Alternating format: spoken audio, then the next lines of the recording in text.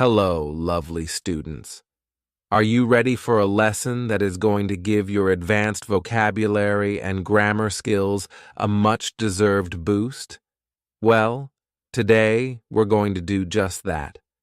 This video is long, but trust me, it's going to be worth every minute. I'm going to help you speak confidently in everyday situations, but we are pushing things to the extreme because you're going to learn how to talk about everyday scenarios at a mind-blowing C1 level. From your morning routine to ordering fast food and even navigating touchy subjects like flirting and breaking up, this lesson is going to give you the tools you need to use advanced vocabulary and grammar in real life. To a certain extent, some of these examples are a little bit dramatic. In all seriousness, my C1 students tell me that this is their favorite type of lesson. It's basically the most fun way to learn advanced English. To make sure you get the most out of this incredibly useful lesson. Okay, now you know what's happening. Let's dive into your daily routine at the C1 level. Get ready to learn how to describe your day-to-day life with really impressive vocabulary and grammar. Hello, lovely students, and welcome back to Bookish English. The first thing you learn when you take your first English class is normally the daily routine, right? I wake up, I get up, I eat breakfast, and I thought, what would a daily routine look like at the C1 advanced level? I started to write this lesson just as a little experiment, and it ended up becoming so interesting that I've decided to make it into a video for you. In this lesson, I am going to give you a daily routine on steroids. And on steroids means the most extreme version or a very extreme version. In this daily routine, I am going to give you a ton of super advanced C1 vocabulary, and we're going to cover lots and lots of C1 level grammar structures. So if you really want to test your English skills, this lesson is for you. I also want to mention before we start that this is going to be quite an extreme daily routine, and some people will probably want to let me know English people do not speak like this in real life. No, I totally agree. I just want to see how far we can go with advanced grammar and advanced vocabulary. All I know is it's going to be complex, and it's going to be fun. Upon waking up to the melodious chimes of my alarm clock, I embark on my well-established morning routine that I've perfected over the years. First and foremost, I indulge in a brief meditation session, allowing me to clear my mind and start the day with a sense of calm.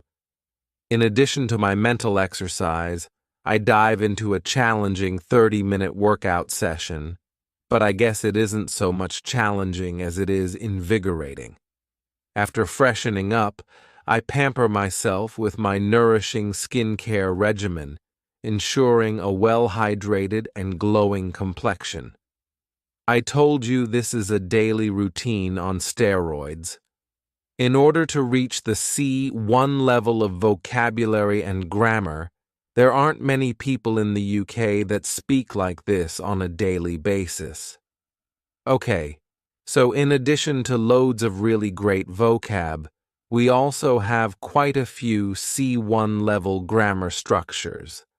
Let's start by looking at these three clauses. What do you notice about them? We have, upon waking up to the melodious chimes of my alarm clock. We have, allowing me to clear my mind and start the day with a sense of calm. And we have, ensuring a well-hydrated and glowing complexion. Well, these are known as non-finite clauses. A non-finite clause is a type of clause that doesn't have a subject and a finite verb, a verb with tense and agreement. In other words, it's an incomplete sentence that can't stand alone as a complete thought. Non-finite clauses use verbs in their base form, infinitive, or the ing form, the present participle, without specific subject information. These incomplete sentence building blocks help add more context and information to our sentences. Now let's take a look at another structure in this paragraph. It isn't so much challenging as it is invigorating. So using not so much plus adjective plus as plus adjective is an advanced comparative structure we use to compare two related qualities. Okay, I'm going to address one more grammar concept from this paragraph before we move on to the rest of my routine. Compound adjectives like well-established, 30-minute, and well-hydrated. So, compound adjectives are adjectives that are formed by combining two or more words to create a single descriptive term.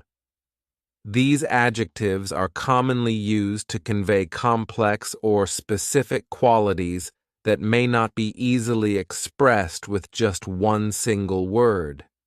I used several hyphenated compound adjectives in this first paragraph, and we use the hyphens to clarify that the words are meant to be taken together as a single descriptive unit.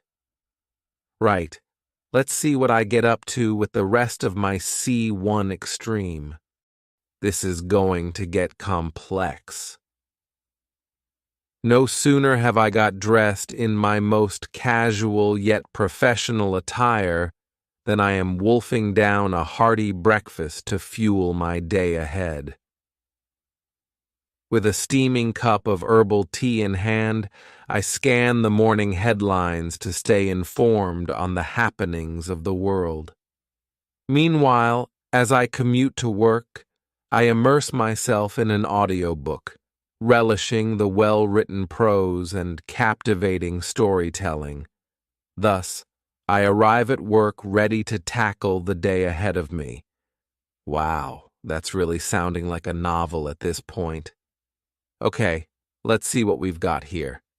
In the first sentence, no sooner have I got dressed in my most casual yet professional attire than I am wolfing down a hearty breakfast to fuel my day ahead. The construction, no sooner have I got dressed, is an example of negative inversion. Negative inversion is one of my favorite grammatical structures. I absolutely love the way it sounds, and when students learn it, they can instantly sound so intelligent when they speak. So, negative inversion is where the usual word order of a sentence is inverted or changed when a negative adverbial expression is used at the beginning of the sentence. The construction is important because it adds emphasis. I'm not just saying, I have got dressed, but I'm highlighting the immediacy of the action by using no sooner. This construction often indicates that one action happens immediately after another, almost without any delay. Using negative inversion helps to add a little flair to the story, instead of sticking to the same subject-verb type construction. But it should be used sparingly. If you use it too much, it will sound pretty contrived. The final two sentences featured signposts, and no, I'm not talking about these. I'm referring to language like meanwhile and thus. Using signposting language like this is giving your writing a GPS. It helps steer your audience smoothly along and keeps your thoughts organized. These little words and phrases act as the glue that holds your writing together. Think of it this way. Without these signposting cues, your writing can get all jumbled up and end up sounding like a bunch of random thoughts. Let's do a quick comprehension check. Can you identify the signposting language in our first paragraph? I'll give you a few seconds to read through. Use your pause button now to have a read through. In 5 seconds, I'm going to give you the answers. Okay? You should have said first and foremost, in addition to, and after. Okay, what's the rest of my day looking like? Upon arriving at the office, I buckle down and get on with my work, meticulously completing my tasks in the most efficient way possible. It's knowing that I'm contributing in a meaningful way that I thrive on, and I actively seek opportunities to enhance my skill set. Throughout the day, I engage in productive dialogues with colleagues, synergizing ideas and learning from their unique perspectives. All right, we have a few things to look at here. First, we have the clause, meticulously completing my tasks in the most efficient way possible. This utilizes a post-modified superlative adjective. That's quite a mouthful. Post-modified superlative adjective. So this is an adjective that is placed after the noun, and it modifies or adds emphasis or specific information about the noun. This construction is used to highlight the extreme quality of the noun in comparison to others of its kind. The structure of the second sentence was a bit of an odd one.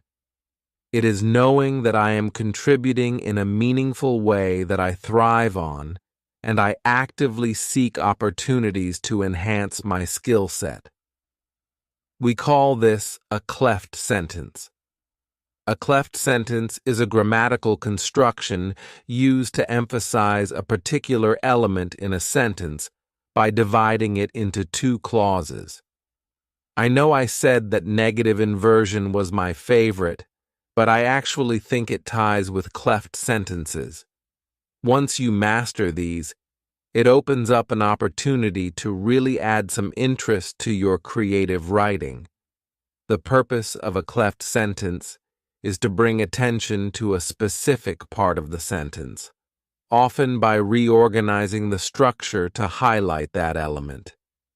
In this case, I wanted to highlight knowing that I'm contributing in a meaningful way, so I was able to restructure my sentence to make sure that this portion of the sentence was the main focus. They're pretty nifty, these cleft sentences. Okay, let's move on to the final part of my routine. As the day draws to a close, I reflect on my achievements, striving to be the best version of myself, both personally and professionally. All I hope is that I outdo my previous accomplishments each day, as I embrace life with unwavering determination. By adopting this disciplined and purposeful routine, I feel confident that I can continue on a path of self-improvement and well-being. I feel like I'm becoming less and less likable as this daily routine goes on. But it's not about me. It's about the grammar. So, let's see what we have here. In the first sentence, as the day draws to a close, I reflect on my achievements, striving to be the best version of myself, both personally and professionally. We have a few different things going on here. First, we have as the day draws to a close, which is a subordinate clause, but by C1, you should already be familiar with them. These are clauses that can't stand on their own as individual sentences. They have to be attached to a main or independent clause. We also have a participle clause, striving to be the best version of myself both personally and professionally. A participle clause is a type of non-finite clause. We discussed those before. Can you identify the other participle clause in this paragraph? That's right. It's the last sentence. By adopting this disciplined and purposeful routine. I can't say purposeful without going purposeful. It's quite a stuffy sounding word to me, quite old-fashioned, very purposeful. This participle clause also functions as an adverbial phrase because I use the preposition by, explaining how the action in the main clause is achieved. Finally, we saw another common construction of a cleft sentence, my other favorite. All I hope is that I outdo my previous accomplishments each day as I embrace life with unwavering determination. The structure what or all plus clause plus be plus clause is quite commonly used, so it's a good one to have in your back pocket. Oh my word, that was an intense lesson. That's probably one of the most advanced English lessons I have ever delivered. Okay, now that you can talk about your daily life like a pro, let's move on to food and drink. Everyone can relate to this topic, right? And now you'll learn how to discuss it at an advanced level. But before we dig into that, because we will talk about that phrase, hello, lovely students, and welcome back to Bookish English. Here's a question for you. When you learn another language, when you start to learn English, what is one of the first topics or topics you want to learn about, apart from swear words? Food and drink, obviously. You tick them off, you learn the basic vocabulary, and then you forget about them. I want to bring them back. Today, we're going to learn food and drink, C1 to C2 advanced level. Let's get started with the lesson, and I must say, when you get to a really advanced level of English, people like to say in the comment section, but people don't talk like this in real life. I agree with you. Lots of people don't, and it's not necessary. I would say reaching B2 is the level that allows you to really exist in English. C1 is when you are completely fluent to the point where you can have very nuanced conversations. The vocabulary we'll discuss today is the kind of vocabulary you might find in a piece of creative writing, or you might use with someone who is a real foodie or cooking enthusiast. Okay, let's start. I consider myself a bit of a foodie, but I'm definitely not a food snob. I'm just as happy tucking into a simple homemade meal as I am polishing off a Michelin-starred work of art. On a normal day, when I wake up, I force myself to gulp down a big glass of water before I indulge my caffeine addiction and brew an aromatic cup of coffee. That first swig always hits the spot. Fellow caffeine addicts, raise your hands. Sometimes I like to work up an appetite before breakfast by going for a run. Other times, I can't wait, and I gobble down a steaming bowl of porridge immediately. Okay, here are some of the vocabulary I want to pick out.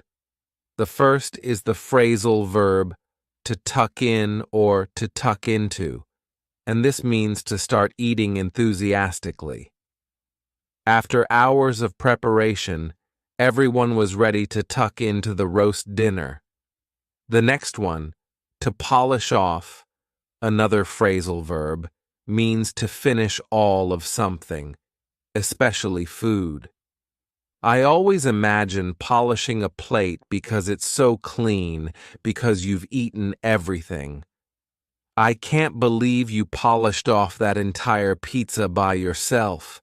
And next, to gulp down, another phrasal verb. This means to drink very quickly. After a run, I often gulp down a big glass of juice. And to gulp is to swallow. It sounds the same. Gulp. The next is a verb, to brew, which means to make coffee or tea by adding hot water to the beans or the bag. The highlight of my morning is the fresh pot of coffee my husband brews every day. Sometimes we will call a cup of coffee or a cup of tea a brew. Do you fancy a brew? As a noun. Next, we had an adjective, aromatic. Aromatic. And please focus on the pronunciation here. Aroma as a noun, aromatic. This means having a pleasant and distinctive smell. Spices like cardamom and cinnamon make curry an aromatic dish. Note that we can use it sarcastically. If I smell a dirty sock, I might say, very aromatic, meaning it stinks. Number 6. This is a noun, a swig.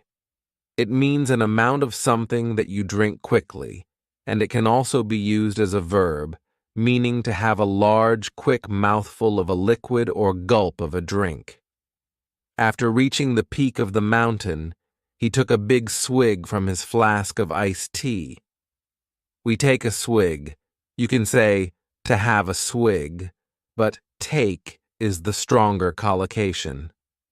We could also say, he swigged from his flask of iced tea, slightly less common. Number 7. Nice phrase here. To work up an appetite. To work up an appetite means to do something, normally strenuous, that makes you feel hungry. I was gardening all morning and I really worked up an appetite. And the final one, a nice slang phrasal verb, to gobble down. To gobble down means to eat very quickly with lots of swallowing. It's just an emphasis here. This particle doesn't really change the meaning of the verb, a bit like with to sit and to sit down. There's no real change. We're just emphasizing the direction of the action. The food is going down. We sit down. An example. My dog always gobbles down his dinner as soon as I give it to him. That is so true. He really does gobble down. There's no better verb or phrasal verb to describe it. Okay, next part of the story. When I have time, I love nothing more than whipping up some dishes in the kitchen. When I was in Tuscany recently, I learned to make this incredibly flavorsome pasta sauce. The ingredients are so simple, but fresh, and it's mouth-watering. I love cooking one-pot meals too because they're so easy, and there's minimal cleanup. Speaking of, we're very lucky to have a dog who hoovers up any stray crumbs, so our kitchen is usually pretty clean. Okay, there was a lot of good vocab in that passage, so let's have a look. Number 9, we have to whip up. To whip up is a nice slang phrasal verb. It means to cook something quickly, especially using whatever ingredients you have to hand. Don't worry, everyone. I'm going to whip up a gourmet feast of beans on toast. Beans on toast is a really typical British meal when you don't have any food in the house. We nearly always have a tin of Heinz baked beans, or actually now with inflation, we're buying supermarket brand ones, and toast. So, beans on toast is a very common, I don't know what to make, I don't have anything, I'll make beans on toast. Next, number 10 is flavorsome. Flavorsome means delicious and full of flavor. Notice the pronunciation. Two schwa sounds there. Flavorsome. The sauce proved incredibly flavorsome, transforming the mundane dish into a culinary masterpiece. Next, we have the adjective mouth-watering. Mouth-watering describes food that looks so good you want to eat it right then. They served up a mouth-watering dish that tasted just as good as it looked.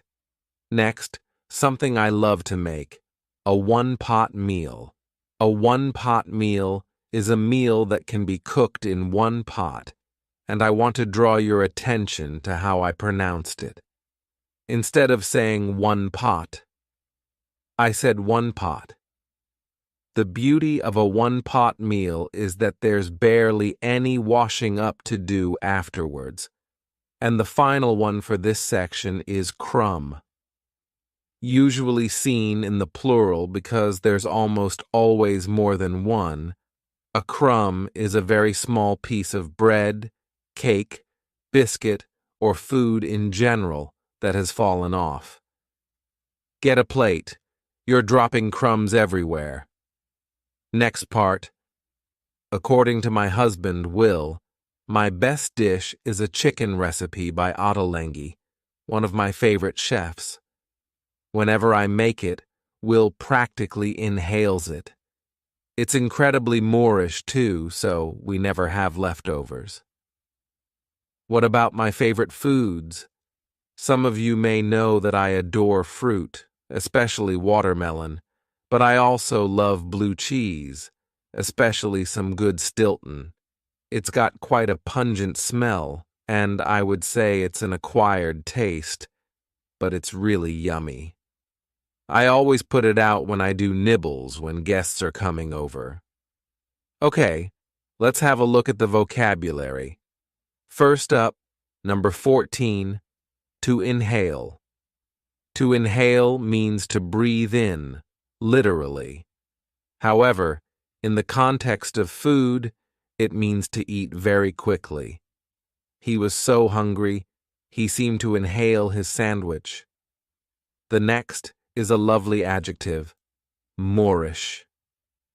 Moorish describes something that is so delicious you want more of it. This cake is so Moorish, I can't stop eating it. Next, I love this one, the adjective pungent, pungent. I love the sounds together, pungent. I feel it's so descriptive. It's not normally a very positive adjective because it means having a very strong smell or taste, normally smell. When we're talking about blue cheese, though, that's a good thing. That's what we pay for. An example, the durian fruit has quite a pungent smell. Next, I talked about something being an acquired taste, which means something that you might not like at first, but you start to enjoy over time. Olives are an acquired taste, and children often don't like them. I used to pretend to like olives as a child because I wanted to sit with the adults and have nibbles, and that was often the only thing on offer. If I stopped eating, they'd send me to bed. And the final word was the noun nibbles, which means small items of food that are normally eaten with your fingers. You will often see them on restaurant menus. Nibbles, then starters, mains, desserts. We also have the verb to nibble, which means to take a small bite of something. And if you have a nibble of something, again, you take a small bite. But nibbles in general are little snacks you normally eat with your fingers. I put out some nibbles like cheese and crackers before dinner. Okay, last part of the story. Will and I also love eating out. If I know we're going somewhere special, I make sure to not spoil my appetite beforehand. Even so, my eyes are often bigger than my stomach, and I end up with too much food. Doggy bags aren't much of a thing in the UK, but I wish they were. I always walk out of a restaurant completely stuffed. Okay, finally, here are 4 more words and phrases to finish off this video. Number 19 is To spoil one's appetite. To spoil one's appetite means to eat something before a meal that causes you to fill up or not feel hungry. Don't have that chocolate bar, it'll spoil your appetite. Next, one's eyes are bigger than one's stomach. If your eyes are bigger than your stomach, it means you order or put too much food on your plate and you can't finish it. I always have eyes bigger than my stomach at a buffet. I want to pile my plate with absolutely everything, and then when I start eating, I realize I've taken way too much. An example. Sorry, I really can't finish this. My eyes were bigger than my stomach. The next phrase, and this one might surprise you, is doggy bag. A doggy bag is a bag or a box you get from a restaurant to take home your leftovers in, and it's more common in the US. It's becoming more of a thing in the UK. When I went to the US, I was really shocked at how big their portions were, but when I mentioned it to my American friends, they said, "Don't judge us because we take almost everything home with us at the end of the meal, and we have it as leftovers in our fridge." And it made perfect sense. For me, in the UK, I would say we are more inclined and often pushed by our parents to finish everything on our plate. An example, could I have a doggy bag, please? It was delicious, just a huge portion. And the final word I want to talk about is the adjective stuffed, which means very full. I couldn't eat another bite. I'm absolutely stuffed. Okay, that's it for your C1 food and drink lesson. Now that you've got a taste for food and drink vocabulary, let's focus on a specific scenario. Ordering a coffee. If you're not a coffee person, don't worry. These skills can be applied to ordering whatever your drink of choice might be. Let's take your coffee ordering skills to the next level. Hello, lovely students, and welcome back to Bookish English. Today, I decided to really push myself and push you too, and see if I could write a lesson about ordering a coffee in English at a C1 level. How advanced can we make ordering a simple cup of coffee? Oh, just watch me. It's going to get advanced. Right, let's get started. So we all know that ordering a coffee is one of the first things you learn in English, and it can be very simple. Can I have a coffee, please? This way of ordering a coffee is absolutely fine. It's perfect, in fact. Although it probably wouldn't work in somewhere like Starbucks, where an order is more like, "Can I get a doppio half-calf skinny mocha venti to go?" You love one of those, I know I do. But that's not what we're talking about today. I want to order a normal coffee in advanced English. And I know what some people are going to say when they hear my order. People never speak like that. I agree. It's not necessary, but it's fun, and it's cool. And if we can't have fun, cool English lessons, then what have we got? I think it's fun to see how far we can take it. And more importantly for you, I think it's a fun and memorable way to introduce some advanced grammatical structures and vocabulary. Are you ready? We're going to move up through the levels. Level 1. Black coffee, please. This is the simplest way to order a coffee, and it's perhaps not the most polite way to order in a coffee shop. But if you're ordering as part of a group after dinner, for example, I think it's fine. The addition of please at the end, though, is important. Let's take it up a notch. Level 2. Can I have a black coffee, please? Here the request is formulated as a question using the modal verb can, which makes it more polite than the first one. You will often hear this said as, "Can I get a black coffee, please?" This is slightly more common in American English, but it's making its way into British English. Some people don't like the use of get here, but a lot of native speakers use it. Now let's say this more politely. Level 3. May I please have a black coffee with a splash of milk? All right, we're getting a little bit more complex here. This is a very polite way to order a coffee using the modal verb may.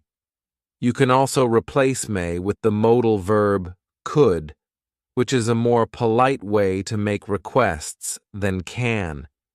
You can also see that the word please has moved from the end to directly after may.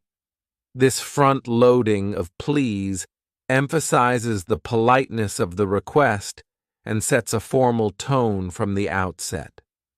We are also now asking for a splash of milk, and a splash means a small amount of liquid in this context.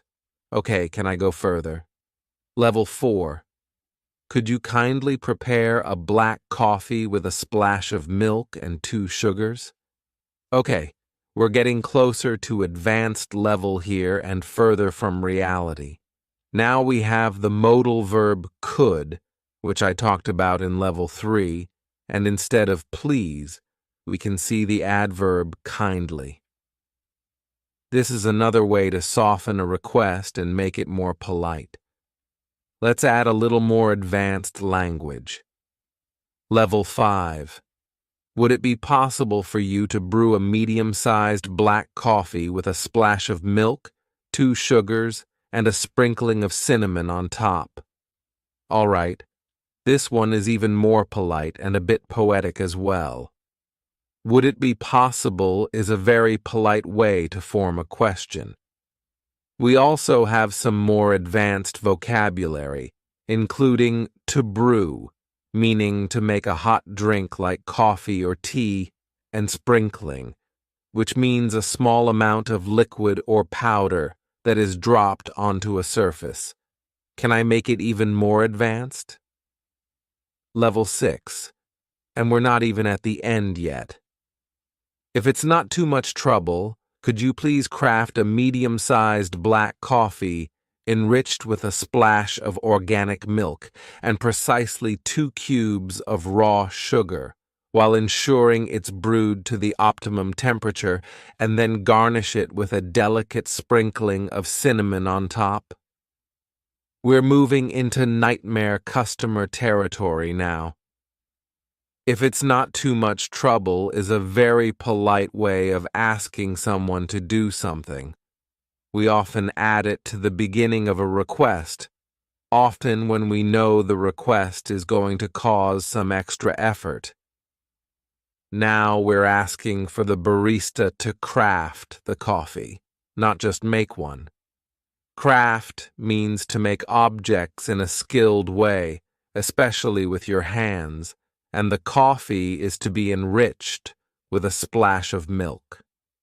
To enrich means to make the quality of something better by adding something else. Then it is to be brewed to the optimum temperature. Optimum means best possible. You might hear the synonym optimal or optimum used in American English. And then we have garnished with cinnamon. To garnish means to decorate food or drink with a small amount of food. Can this customer get any worse? Yes. The answer is yes. If you've ever worked in retail or hospitality, you know the answer is yes. Here is my coffee order in its final form. Level 7. Would you be so kind as to commence the artisanal preparation of a medium-sized black coffee, sourced if possible from single-origin beans and brewed at precisely 89 degrees Celsius? It should be complemented with a splash of organic, locally sourced milk, sweetened to a modest degree with exactly 2 cubes of raw sugar, and adorned with a subtle yet discernible sprinkling of hand-rolled cinnamon. Finally, if I may, I request that it be presented in a ceramic mug featuring a handle ergonomically designed for a right-handed individual. Someone is definitely going to spit in this customer's coffee. Let's look at the grammar. Would you be so kind as to is a very, very polite and formal way to make a request. And in the final sentence, you saw the structure, I request that it be presented. This sentence uses the subjunctive mood, which is a formal structure in English and appears after certain verbs like request. And the vocabulary. First, there is to commence, which means to begin. We had artisanal meaning prepared in a traditional way. We have complimented. This is the verb to compliment with an E. It's different from the one with an I. If one thing complements with an E another, it goes well with the other thing and makes it better. We complement each other.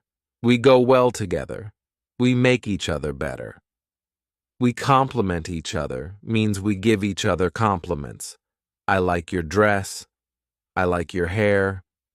I like your coffee. What did you ask for? I'm going to ask for that. Little did she know. We also have adorned with. The verb to adorn means to add something decorative to a person or thing to make it more attractive. We also have the adjectives subtle and discernible. Subtle means not obvious or noticeable, while discernible means able to be recognized. So, I wanted it subtle but discernible. H. Nightmare. And finally, perhaps the most egregious request, an ergonomically designed handle.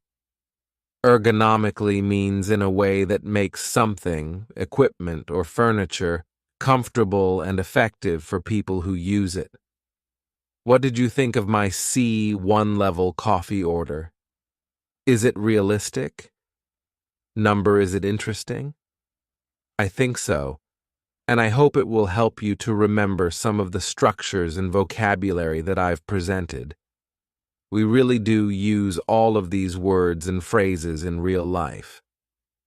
Okay, now it's time to shift gears and spice things up. In this lesson, we're going to explore the art of flirting in English. You're going to learn colloquial language and slang that will help you navigate these exciting social interactions. Let's get flirty.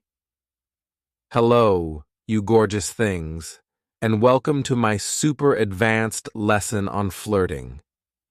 In this lesson, I am going to show you how you can ask someone out, how you can flirt with someone at a C1 to C2 advanced level. We're going to be focusing on British English slang, and we'll also touch on some pronunciation as well. Okay, let's start with the first one.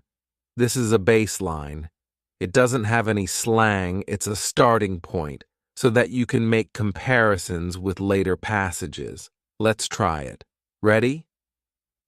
My friend doesn't think you'll agree to go on a date with me, but I'd love to take you out for dinner sometime.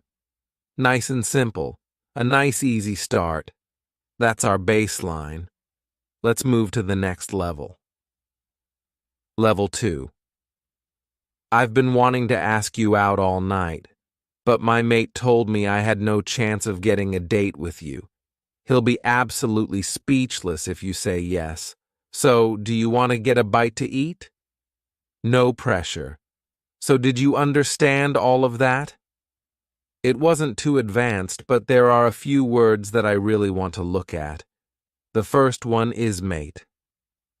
Mate here in this context means friend, and it's really common in British English, but it's even more common in Australian English.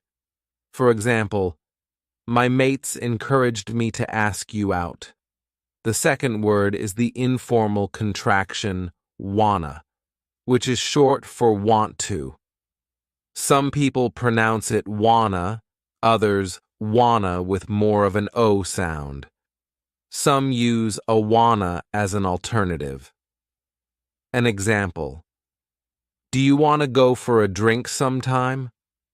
And the final phrase from that text is a bite to eat. A bite to eat. Now, notice the pronunciation here. In fast speech, when one word ends in a vowel sound and the next one starts with a vowel sound, we often add an extra sound to make it easier to say. In this case, the extra sound is W, a bite to eat. But what does it mean? Well, a bite to eat often means a small meal. However, we also use it in conversation to ask if someone wants to go out for something to eat. Not necessarily something small, it's just very informal. For example, fancy getting a bite to eat at the local pub? Note that you will also hear bite on its own or a bite on its own. Fancy a bite later? Fancy something to eat later? Now, before I move on, I also want to talk about something in this question. You might have noticed that do is missing from it. Instead of saying, do you want to get a bite to eat? I just say, you want to get a bite to eat? In informal speech, we often omit auxiliary verbs like do from questions. If we want to go super informal, we can omit you as well. Want to get a bite to eat? Okay, I can do better than this. We can go more advanced. Let's try level 3. Ready? You are by miles the most stunning person in the room, and I've been weighing up whether to come over all night. My mate over there, the slightly trolleyed one, told me I didn't have a chance in hell of getting you to go out with me. He's going to be gobsmacked if you agree. So what do you reckon? You want to go out for a slap-up meal sometime? No worries if not. Okay, how did you do with that? It's definitely getting more advanced. Not too advanced, though. It doesn't sound like you're trying to be Shakespeare. The first phrase is by miles. By miles. You can also say by far. It means by a very large amount or by a long way. We do not use the metric system when we use this phrase. We can't say by kilometer. It just doesn't sound right. An example: you're the funniest person I've ever met, by miles, by a long way.